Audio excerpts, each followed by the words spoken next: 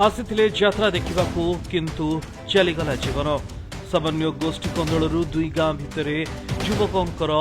बचसारू पाटितुंड मारपीट आउ जनकर चलीगला जीवन सामान्य बचसारू दुई गोष्ठी मध्य गंडगोल जड़े मृत दुई जण आहत केन्द्रापड़ा जिला पाटकुरा थाना अंतर्गत हरिदासपुर गां निकटरे चित्तोत्पला नदीकूल चित्तोत्पला महोत्सव अनुष्ठित होइछि तेज सेठाकू तालसंगा खर्दा साहिरू कि युवक महोत्सव देखा आसते आई स्थानीय हरिदासपुर गांव किसी युवक भी तेज कौन कारण उभयों मध्य बचसा है खर्दा साहिरू आसवा युवक मैंने हरदासपुर गांव ज्योतिरंजन परिड़ा कामाख्या प्रसाद राउतराय राजेश माझी को आक्रमण करते ज्योतिरंजन मृत्यु होता तेज कामाख्या प्रसाद राउतराय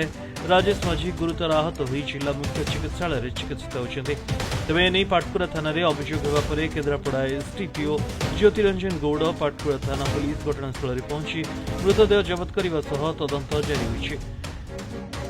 गोटे पिला अच्छी तारी भाई एथर भी अच्छी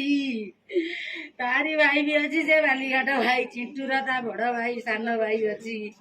ज्ञान अच्छी डोकरी के गोटे अच्छी